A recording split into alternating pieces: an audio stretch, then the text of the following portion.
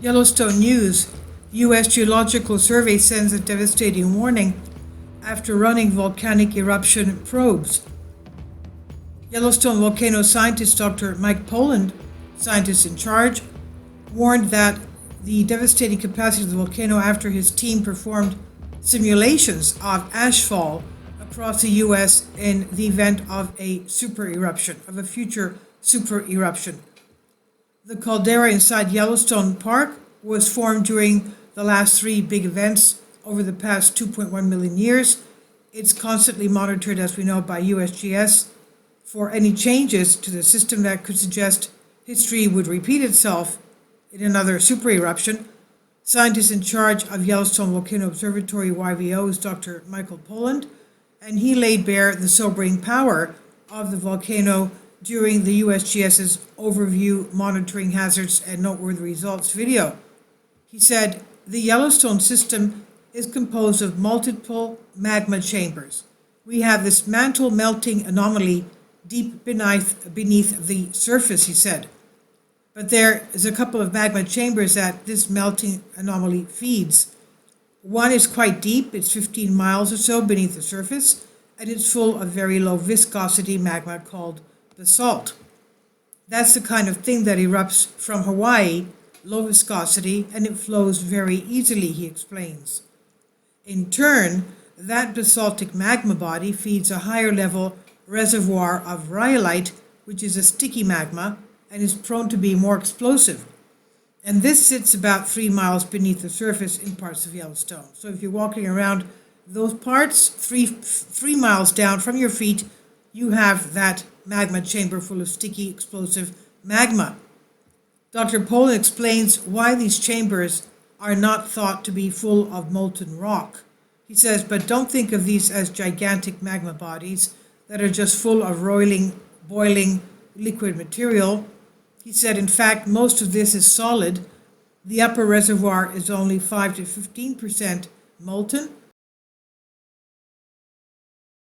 Finally, support my Patreon account. The daily posts are 5 videos daily, and they are totally different from what I have on my YouTube channel.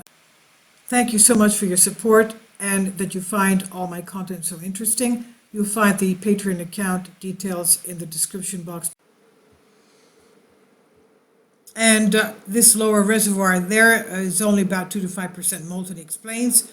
It's a mushy, plasticky zone with little bits of melt in the middle of it. And he says that's what the Yellowstone magma system looks like, and this is what drives the hazards in the area. And despite this, the geologists then sent a warning about the capabilities of the Yellowstone supervolcano in the event of another super eruption.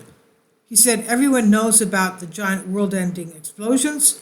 They are very big explosions, eruptions meaning super eruptions, not end-of-the-world events, but there have been a few of these that have happened in the last 2 million years.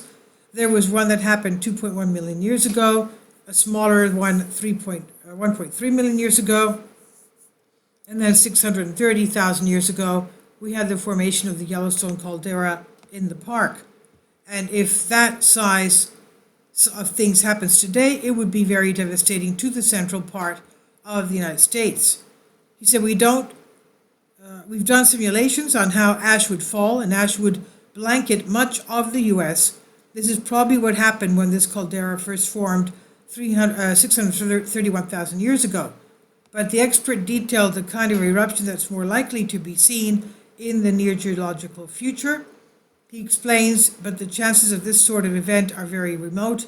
They occur once every or twice every million years. The interval between these things, there's over 700,000 years between events, he explains. And what happens more often are lava flows.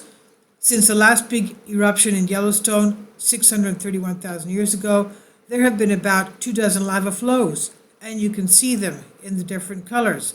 The initial pulses of lava flows, activity was 500 to 600,000 years ago. We had these orange bits of lava come out, and then there was another pulse of activity that occurred about 107,000 years ago to 70,000 years ago. That gave us all of this pink lava, he says.